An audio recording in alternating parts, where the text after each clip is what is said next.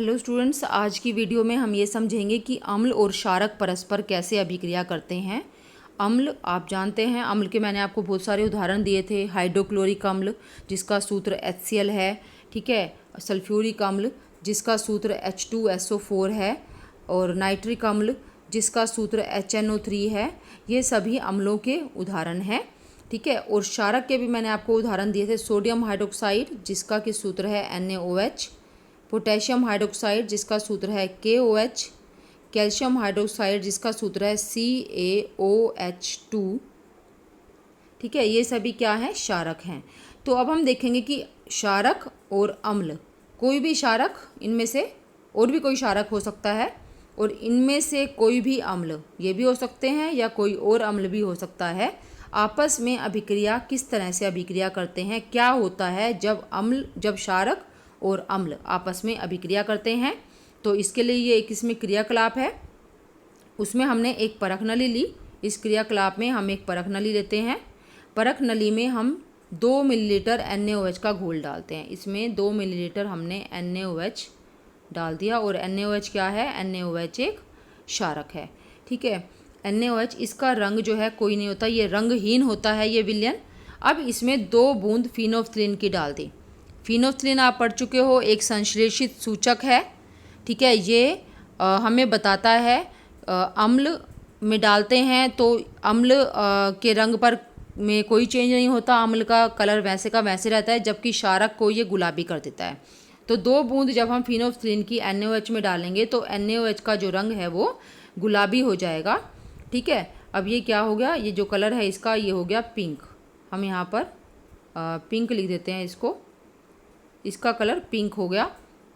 अब हम क्या करेंगे? अब हम इसमें एक एक बूंद तनु HCl विलयन डालेंगे। HCl क्या है? HCl है अम्ल।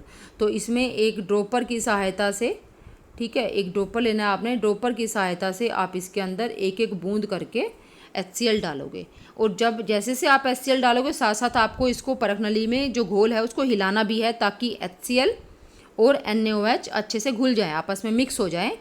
तो धीरे धीरे हम ये ड्रॉपर से HCl इसमें डालते रहते हैं, और आप देखोगे कि जो पिंक कलर था ये धीरे धीरे हल्का होता चला जाएगा।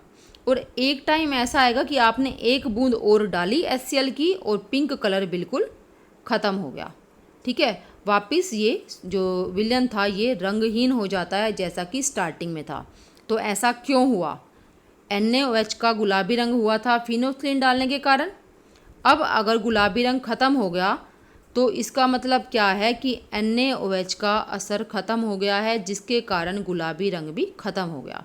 NaOH कहीं चला गया, ख़त्म हो गया, क्योंकि अगर ये होता तो रंग गुलाबी रहता, लेकिन इसका रंग धीरे धीरे हल्का होता चला गया, गुलाबी रंग, और लास्ट में ख़त्म हो गया। इसका मतलब NaOH भी इसमें से ख़त्म हो चुका है। तो अब हम ये देखेंगे कि उस NaOH का हुआ क्या। सोडियम हाइड्रोक्साइड जो कि एक क्षारक है, उसका हुआ क्या जब हमने उसके अंदर एक एक बूंद करके HCl यानी कि ये अम्ल डाला। वास्तव में इस अम्ल ने क्षारक के प्रभाव को ख़त्म कर दिया, और ये अभिक्रिया जिसमें कि अम्ल और क्षारक आपस में अभिक्रिया करते हैं और एक दूसरे के प्रभाव को ख़त्म कर देते हैं, उसे उदासीनीकरण अभिक्रिया कहते हैं, ठीक है। उदासीनीकरण अभिक्रिया। तो ये यहाँ पर हमने अम्ल लिया था HCl और क्षारक लिया था NaOH, लेकिन आप इनकी जगह पर कोई भी अम्ल और कोई भी क्षारक ले सकते हो। तो हम देखते हैं कि इसकी अभिक्रिया को कैसे लिखेंगे। तो यहाँ पर ये हुआ था, जब NaOH के अंदर, विलयन के अंदर हम HCl डालते गए एक एक बूंद करके, तो हमें दिखाई नहीं दिया कि उसमें क्या हो रहा है, ठीक है। लेकिन ये आपको ये जब क्रिया करके वैज्ञानिकों ने ये देखा कि क्या हुआ इसके अंदर, कि क्यों NaOH का कलर ख़त्म हो गया, तो ये पाया गया कि जब NaOH में HCl डाला गया तो उनकी अभिक्रिया से NaCl बना और जल बना। अब ये NaCl क्या है? NaCl जो है ये एक लवण है, और ये तो जल है ही, ठीक है। और NaOH क्या था? ये था क्षारक, और HCl क्या था? अम्ल, ठीक है। तो इसका मतलब जब क्षारक और अम्ल अभिक्रिया करते हैं तो वे लवण और जल का निर्माण करते हैं, और इस अभिक्रिया को उदासीनीकरण अभिक्रिया कहते हैं। ये काफ़ी इम्पोर्टेंट अभिक्रिया है, ये क्वेश्चन 2 नंबर में आ जाता है पेपर में, कि उदासीनीकरण अभिक्रिया किसे कहते हैं, या उदासीनीकरण अभिक्रिया की परिभाषा दो और साथ में उदाहरण भी लिखो। तो आप परिभाषा सिंपल ये लिख सकते हो कि अम्ल और क्षारक की अभिक्रिया से जब लवण और जल का निर्माण होता है तो उस अभिक्रिया को उदासीनीकरण अभिक्रिया कहते हैं। और उसका ये बहुत ही आसान और सिंपल उदाहरण आप पेपर में लिख सकते हो या आपके टेस्ट में लिख सकते हो। तो इसको मैं आप ये यहाँ पर हमने ये अम्ल लिया था, सॉरी ये क्षारक लिया था और ये अम्ल लिया था। तो मैं ये अभिक्रिया आपको कोई दूसरा क्षारक और अम्ल लेकर अब दिखाती हूँ कि वास्तव में होता क्या है, कैसे हम उसको पता कर सकते हैं कि इस अभिक्रिया में क्या हुआ है, किस तरह से अम्ल और क्षारक ने आपस में अभिक्रिया की है। देखिए यहाँ मैंने ये क्षारक लिया है, बेकिंग सोडा यानी कि मीठा सोडा या खाने का सोडा। इसमें से मैंने थोड़ा सा लेकर जल में डाला और विलयन बना लिया उसका। ये विलयन बन गया क्षारक का विलयन। ठीक है, ये क्षारक का विलयन है। अब मैंने ये लिया सिरका। सिरका जो है वो अम्ल का घोल होता है, तो इसको भी मैंने थोड़ा सा कप में लेकर उसके अंदर जल डाला। ठीक है, और अम्ल का विलयन बन गया। अब हम देखेंगे कि कैसे पता चलेगा कि ये अम्ल है और दूसरे वाला जो है वो क्षारक है। तो उसके लिए हम ये लिटमस पत्र लेते हैं। ये लाल लिटमस पत्र है, ये नीला लिटमस पत्र है, जो कि सूचक होते हैं। नीला लिटमस पत्र अंदर से ऐसे होता है और लाल लिटमस पत्र अंदर से ऐसा होता है। अब हम इनको देखते हैं कि इनका कलर कैसे चेंज होगा। आप जानते हो कि नीले लिटमस पत्र को अम्ल में डालने पर उसका रंग लाल हो जाता है। देखो ये अम्ल में डाला, इसका रंग एकदम से बदल गया और ये लाल हो गया। इसको हम रख देते हैं। अब हम लाल लिटमस पत्र लेंगे और उसको हम क्षारक में डालेंगे और हम देखेंगे कि इसका रंग नीला हो जाएगा। जो अभी आपको हल्का नीला दिखाई देगा, लेकिन सूखने के बाद ये आपको बिल्कुल जैसा हमारा लिटमस पत्र था नीला वैसा दिखाई देगा।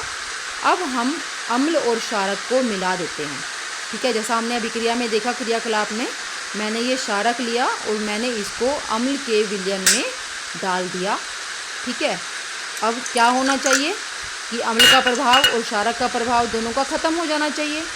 जो पहले ये लाल लिटमस को नीला या नीले को लाल कर रहे थे, अब दोनों में से कोई भी लिटमस का कलर चेंज नहीं होगा। आप देखो नीला डाला तो वो वैसा का वैसा है। ठीक है, और लाल डालेंगे तो वो भी वैसा का वैसा निकल आएगा। इसका मतलब है कि इसके अंदर ना तो अब अम्ल का प्रभाव रहा, ना ही क्षारक का प्रभाव रहा। तो ये एक उदासीनीकरण अभिक्रिया का उदाहरण है जो आपने देखा।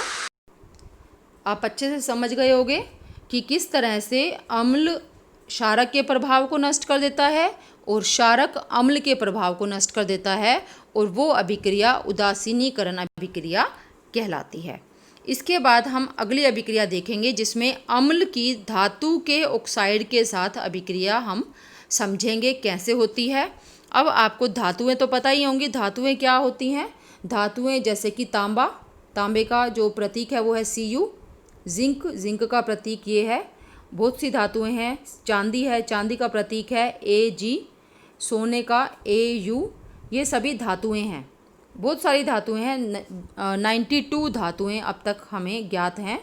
92 धातुओं के बारे में हमें पता चल चुका है, उनकी खोज हो चुकी है। ठीक है, तो अब ये जो धातुएं हैं ना, ये सभी ऑक्सीजन के साथ मिलकर अपने ऑक्साइड बनाते हैं। जैसे कॉपर जब ऑक्सीजन के साथ क्रिया करता है तो इसका ऑक्साइड बनता है। ठीक है, ऐसे ही जो सोडियम है, सोडियम भी एक धातु है। सोडियम भी ऑक्सीजन के साथ क्रिया करके सोडियम का ऑक्साइड बनाती है। तो ये जो धातुओं के ऑक्साइड हैं, ये अम्लों के साथ कैसे अभिक्रिया करते हैं, अब हम ये देखेंगे। यहाँ पर हम इसको समझेंगे। इसके लिए भी एक क्रियाकलाप है। बीकर में कॉपर ऑक्साइड की, यहाँ पर कॉपर ऑक्साइड लिया है, जो अभी मैंने आपको फॉर्मूला भी लिखा था Cu2O। ठीक है, कॉपर के दो ऑक्साइड होते हैं, एक ये होता है और एक और भी होता है। कॉपर ऑक्साइड लेना है थोड़ा सा बीकर में। बीकर जो है इस तरह से गिलास की तरह से होता है, कांच का, आप जानते हैं, आपने देखा हुआ है। और उसमें हिलाते हुए धीरे धीरे तनु HCl मिलाना है। इसके अंदर हमने कॉपर ऑक्साइड, ठीक है, कॉपर ऑक्साइड ले लिया और इसके अंदर हमने तनु हाइड्रोक्लोरिक अम्ल, जो कि हमने पहले भी देखा था। यहाँ पर हम तनु हाइड्रोक्लोरिक अम्ल धीरे धीरे डालेंगे। विलयन के रंग पर ध्यान दीजिए, क्या हुआ। कॉपर ऑक्साइड का क्या हुआ। ये क्रियाकलाप जब करेंगे तो उसमें आपको पता चलेगा कि जो विलयन का रंग है वो नील हरित हो जाएगा, यानी कि नीला हरा सा, ठीक है। और कॉपर ऑक्साइड घुल जाता है। जो कॉपर ऑक्साइड आपने उसमें लिया था ना, जब आपने कॉपर ऑक्साइड का पाउडर होता है, आपने उसके ऊपर थोड़ा थोड़ा करके तनु HCl डाला और उसको हिलाया साथ साथ, तो जो विलयन था ना, विलयन जो बना हमारे पास घोल बना, उसका रंग हो जाएगा नीला हरा सा हो जाएगा, नील हरित। और कॉपर ऑक्साइड जो आपने पाउडर लिया था वो उसमें घुल चुका है, ठीक है। तो इसमें ऐसा क्यों हुआ, क्योंकि जो धातु ऑक्साइड हमने लिया था उसने अम्ल के साथ अभिक्रिया कर ली। और यहाँ भी क्या होता है, लवण और जल बनता है। लेकिन लवण और जल तो तब बनता है जब अम्ल के साथ क्षारक की अभिक्रिया होती है, आप जानते हो ये, है ना। लवण तब बनता है, लवण और जल जब अम्ल क्षारक के साथ अभिक्रिया करता है। लेकिन यहाँ पर जब अम्ल में ने धातु ऑक्साइड के साथ अभिक्रिया की तो लवण और जल बना है। इसका मतलब क्या है कि धातु ऑक्साइड जो हैं वो भी क्षारक जैसे ही हैं, वो भी लाल लिटमस को नीला कर देते हैं। अगर आप कॉपर ऑक्साइड को लेकर इसका जल में घोल बना लेंगे और उसके अंदर आप लाल लिटमस डालोगे तो वो नीले रंग का हो जाएगा, ठीक है। तो इसका मतलब क्या है कि जो धातु के ऑक्साइड होते हैं उनकी प्रकृति क्षारकीय होती है। ये इसमें दिया हुआ है, धातु के ऑक्साइड क्षारकीय ऑक्साइड बनाते हैं या उनको क्षारकीय ऑक्साइड भी कहते हैं, ठीक है। इसीलिए तो धातु के ऑक्साइड अम्ल के साथ अभिक्रिया करके लवण और जल बनाते हैं। तो ये मतलब बिल्कुल जो इनकी अभिक्रिया है वो अम्ल और क्षारक की अभिक्रिया जैसी ही होती है। तो यहाँ आपने पढ़ा धातु ऑक्साइडों की अम्ल के साथ अभिक्रिया। अब हम देखते हैं अधात्विक ऑक्साइड की क्षारक के साथ अभिक्रिया, ठीक है। जैसे धातु ऑक्साइड ने अम्ल के साथ अभिक्रिया की है ना, बिल्कुल वैसे ही अधात्विक ऑक्साइड क्षारक के साथ अभिक्रिया करते हैं। अब इसमें ये हम पहले पिछली वीडियो में हम पढ़ चुके हैं कि जो आपको अगर ध्यान हो तो मैंने आपको एक क्रियाकलाप के द्वारा भी दिखाया था कि जब हम अम्ल में, मैंने आपको दिखाया था कि मैंने सिरका लिया था, वो अम्ल होता है। अम्ल में जब मैंने थोड़ा सा सोडियम बाइकार्बोनेट डाला था, सोडियम हाइड्रोजन कार्बोनेट, यानी कि मीठा सोडा, खाने वाला सोडा, ठीक है। जब मैंने उसमें ये थोड़ा सा ये डाला था अम्ल में, बेकिंग सोडा, तो कार्बन डाइऑक्साइड गैस बनी थी। आपको क्रियाकलाप के द्वारा समझाया था कि एकदम से बुलबुले निकलने शुरू हो गए थे और आवाज़ भी आ रही थी, क्योंकि बहुत तेज़ी के साथ इन दोनों में अभिक्रिया हुई और कार्बन डाइऑक्साइड गैस बनी। तब मैंने आपको बताया था कि जो कार्बन डाइऑक्साइड गैस है, जब इसको चूने के पानी में से गुजारा जाता है तो चूने का पानी दूधिया हो जाता है, सफ़ेद सफ़ेद हो जाता है। और उसका कारण क्या है, उसका कारण ये है कि दूधिया क्यों हुआ वो, क्योंकि उसके अंदर एक लवण बन गया और वो लवण था कैल्शियम कार्बोनेट, ठीक है। चूने के पानी कार्बन डाइऑक्साइड गैस जो बनी थी अम्ल में सोडियम हाइड्रोजन कार्बोनेट मिलाने के बाद जब उसको चूने के पानी में से गुजारा गया, ये चूने के पानी का सूत्र है CaOH2, जब इसको चूने के पानी में से गुजारा गया तो ये बना और साथ में बना जल, ठीक है। और ये जो है कैल्शियम कार्बोनेट, ये एक लवण है। तो इसका मतलब क्या हुआ, ये क्या है, जिसमें मैंने बताया था OH होता है, वो क्या होता है, क्षारक होता है। तो ये तो है क्षारक। अब क्षारक जो है वो लवण और जल कब देते हैं, जब वो अम्ल के साथ अभिक्रिया करते हैं। इसका मतलब है कि कार्बन डाइऑक्साइड की प्रकृति अम्लीय है, ये एक अम्लीय ऑक्साइड है, ये आपको ध्यान रखना है। अभी आपने पहले पढ़ा कि जो धातु के ऑक्साइड होते हैं, मैंने आपको अभी बताया धातु के ऑक्साइड जो हैं उनकी प्रकृति क्षारकीय होती है, ठीक है। यहाँ पर ये दिया भी हुआ है कि धात्विक ऑक्साइड जो हैं वो क्षारकीय ऑक्साइड होते हैं, और ऐसे ही जो अधात्विक ऑक्साइड हैं वो अम्लीय ऑक्साइड होते हैं। आपको ये ध्यान रखना है। इसलिए जब ये अधात्विक ऑक्साइड क्षारक के साथ अभिक्रिया करते हैं तो भी लवण और जल बनता है, और जब ये धात्विक ऑक्साइड अम्ल के साथ अभिक्रिया करते हैं तो भी लवण और जल बनता है, ठीक है। तो आपको ये अच्छे से याद रखना है और आपको ये भी ध्यान रखना है कि अधात्विक ऑक्साइड अम्लीय होते हैं और धात्विक ऑक्साइड क्षारकीय होते हैं। और कैसे पता चलता है कि ये अम्लीय और वो क्षारकीय हैं? अगर आप इनको जल में डालोगे और लिटमस से इसका टेस्ट करोगे, लाल और नीली लिटमस से टेस्ट करोगे, जैसे अधात्विक ऑक्साइड का हमने यहाँ उदाहरण क्या लिया है? अधात्विक ऑक्साइड हमने लिया है कार्बन का ऑक्साइड, कार्बन डाइऑक्साइड। जब आप इसको जल में घोल दो, इसको जल में डाल दो, और जल में डालने के बाद जो विलयन आएगा, अगर आप उसमें नीला लिटमस डालोगे तो नीला लिटमस जो है वो लाल हो जाएगा। ठीक है, तो इसका मतलब है कि जो कार्बन डाइऑक्साइड, जो कि एक अधात्विक ऑक्साइड है, वो अम्लीय ऑक्साइड है। और बिल्कुल ऐसे ही धात्विक ऑक्साइड का भी हम चेक कर सकते हैं, उसका जल में घोल बनाकर वो लाल लिटमस को नीला कर देगा, इसलिए वो एक क्षारकीय ऑक्साइड है। तो यहाँ तक आपको इस अच्छे से करना है, अच्छे से इस टॉपिक को समझना है। आज हम इसमें जो हमने स्टडी करना था, जो हमारा टॉपिक था, इतना ही है। लेकिन इसके बाद प्रश्न भी हैं ये, तो मैं आपको ये प्रश्न भी समझा देती हूँ। तो प्रश्न में पहला प्रश्न है कि पीतल एवं तांबे के बर्तनों में दही एवं खट्टे पदार्थ क्यों नहीं रखने चाहिए? पीतल और तांबा, तांबा क्या होता है आपको पता है? कॉपर, अभी मैंने बताया, तांबा को इंग्लिश में कॉपर कहते हैं। ये एक धातु है, ठीक है। तो और ये क्या है? दही और खट्टे पदार्थ, इनमें क्या होता है? इनमें होता है अम्ल। तो अगर आप पीतल या तांबे के बर्तन में अम्ल डाल दोगे, अम्लीय पदार्थ डालकर रख दोगे, तो अभी ये दोनों आपस में अभिक्रिया कर लेंगे, क्योंकि आप पढ़ चुके हो जब धातुएं अम्ल के साथ अभिक्रिया करती हैं तो हाइड्रोजन गैस उत्पन्न होती है, ठीक है। और ये धातु ना रहकर इसका कोई दूसरा पदार्थ बन जाएगा, इसका ऑक्साइड बन जाएगा। इसलिए और अम्ल जो है वो हो सकता है कि आपका जो भोजन है, भोजन यानी कि दही और खट्टे पदार्थ, ये विषैले हो जाएं। इसलिए धातु के बर्तनों में यानी कि पीतल और तांबे के बर्तनों में दही और खट्टे पदार्थ नहीं रखने चाहिए। इसका बिल्कुल सीधा सा आंसर है, क्योंकि दही और खट्टे पदार्थों को पीतल या तांबे के बर्तन में रखने पर ये आपस में अभिक्रिया कर लेते हैं और हमारे भोजन को विषैला बना देते हैं, ठीक है। फर्स्ट का आंसर ये है। सेकंड क्वेश्चन है कि धातु के साथ अम्ल की अभिक्रिया होने पर सामान्यतः कौन सी गैस निकलती है? तो ये आपने सबसे पहले हमने ये किया था कि धातु के अंदर जब हम अम्ल डालते हैं तो हाइड्रोजन गैस निकलती है, ठीक है। और मैंने आपको ये भी बताया था कि इसकी हम जांच कैसे करते हैं। जब जहाँ से जिस पाइप में से या जिस ट्यूब में से हाइड्रोजन गैस निकल रही है, हम उसके पास जलती हुई माचिस की तीली या जलती हुई मोमबत्ती लेकर जाते हैं, तो जो हाइड्रोजन गैस है वो फट फट की ध्वनि के साथ जलना शुरू कर देती है। इससे पता चलता है कि वो गैस हाइड्रोजन गैस ही है, ठीक है। इसके बाद थर्ड क्वेश्चन है, कोई धातु यौगिक ए, कोई धातु का यौगिक है, धातु का यौगिक, ठीक है। धातु जैसे ये तो है धातु, और धातु का यौगिक यानी कि इसने किसी दूसरे के साथ दूसरा पदार्थ बना लिया, जैसे ये एक यौगिक है, ये भी यौगिक है इस धातु का, ये भी इसका यौगिक है, ठीक है। तो कई सारे यौगिक बनाती हैं धातुएं अलग अलग पदार्थों के साथ।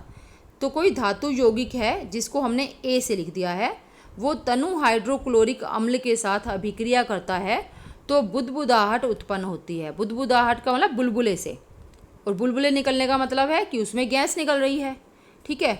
तो इससे उत्पन्न गैस, इससे जो उत्पन्न गैस है वो जलती मोमबत्ती को बुझा देती है। अब आप ये याद करो कि जलती हुई चीज़ों को बुझाने में कौन सी गैस का प्रयोग किया जाता है, या कौन सी गैस है जो जलती हुई वस्तुओं को बुझा देती है। आपने हाइड्रोजन गैस पढ़ा, वो तो मोमबत्ती लेकर जाने से, अगर आप जलती हुई मोमबत्ती ले जाते हो तो हाइड्रोजन गैस जलने लग जाती है। ऑक्सीजन गैस जलने में मदद करती है, लेकिन कार्बन डाइऑक्साइड गैस ऐसी गैस है जो जलती हुई वस्तुओं को बुझा देती है। तो इसका मतलब क्या है कि यहाँ जो अभिक्रिया हुई, धातु यौगिक ए और हाइड्रोक्लोरिक अम्ल में जो अभिक्रिया हुई इन दोनों में, उससे कार्बन डाइऑक्साइड गैस निकली थी, ठीक है, जिसने जलती हुई मोमबत्ती को बुझा दिया। यदि उत्पन्न यौगिकों में, जो यौगिक उत्पन्न हुए उनमें से एक कैल्शियम क्लोराइड है, तो इस अभिक्रिया के लिए संतुलित रासायनिक समीकरण लिखिए। आपको मैंने बताया कि एक तो इसमें गैस उत्पन्न हुई है जो कार्बन डाइऑक्साइड है, ठीक है। और दूसरा इन्होंने यौगिक बताया है, इसमें उत्पन्न यौगिक, उत्पन्न मतलब जो उत्पन्न हुए, जो अभिक्रिया के बाद बने, उनमें से एक है कैल्शियम क्लोराइड। और कैल्शियम क्लोराइड का सूत्र होता है CaCl2। ठीक है, तो ये दोनों पदार्थ हमारे बने हैं अभिक्रिया के बाद। तो आपको इसके लिए संतुलित रासायनिक समीकरण लिखना है। तो आपने लिया क्या था, अभिक्रिया किसमें की थी, एक तो था तनु हाइड्रोक्लोरिक अम्ल यानी कि HCl, और दूसरा क्या होगा, कैल्शियम क्लोराइड जो है वो एक लवण, ये लवण है, ये कार्बन डाइऑक्साइड गैस है। तो आप देखो यहाँ से क्लोरीन तो कहाँ से आया, क्लोरीन आया यहाँ से। ठीक है, बाकी हमारे पास बचा कैल्शियम और कार्बन डाइऑक्साइड। तो क्या होगा यहाँ पर हमारे पास होगा कैल्शियम कार्बोनेट। कैल्शियम कार्बोनेट जब HCl के साथ अभिक्रिया करता है तो कार्बन डाइऑक्साइड गैस और कैल्शियम क्लोराइड बनती है। ये तो हमने समीकरण लिखा है, लेकिन इसको आपको संतुलित भी करना है। तो आप चेक करो कि ये संतुलित है या नहीं है। अच्छा, इसमें एक और चीज़ है कि इसमें जल भी उत्पन्न होता है साथ में। ठीक है, क्योंकि ये घोल है ना एक, और ये घोल में जल भी होगा। तो अब आप इसके लिए संतुलित करोगे इसको। तो संतुलित करने पर यहाँ पर ये 2 H2O है, तो यहाँ पर भी H2 है, तो यहाँ पर 2 आ जाएगा। अब आप देखो ये अभिक्रिया संतुलित है, एक कैल्शियम है, यहाँ भी एक कैल्शियम है। ठीक है, कार्बन 1 है, यहाँ भी कार्बन 1 है, क्लोरीन 2 है, Cl2, तो यहाँ भी Cl2 हो गई क्योंकि ये 2 हमने HCl के आगे लगाया है। ठीक है, ये 2 मैं यहाँ पर लगा देती हूँ, यहाँ पर प्लस, ये जो 2 है मैंने ये HCl के आगे लगाया है, तो 2 H हो गए और 2 ही Cl भी हो गए, और यहाँ भी 2 Cl बराबर 2 H है, और यहाँ भी 2 H है, बराबर हो गए। अब ऑक्सीजन देखते हैं, ऑक्सीजन यहाँ पर है 2 और एक ये 3, इस साइड पर 3 है और इधर कितनी है, 3। तो ये अभिक्रिया संतुलित है। एक बार मैं इसको दोबारा से लिख देती हूँ। तो हमारी जो संतुलित अभिक्रिया है वो है CaCO3 प्लस 2 HCl, इनसे क्या बना, लिखना यहाँ पर एरो लगाओगे वैसे आप, मैं नीचे लिख देती हूँ। इससे बना कार्बन डाइऑक्साइड, जल और CaCl2। ये संतुलित रासायनिक समीकरण है। ठीक है, तो आप इन क्वेश्चंस को अच्छे से समझो और इनको लर्न भी करना है साथ में, तभी आपको जो पिछले आपने टॉपिक्स पढ़े हैं वो अच्छे से क्लियर हो पाएंगे। आज की वीडियो में इतना ही। ओके, इसको हम यहीं ख़त्म करते हैं।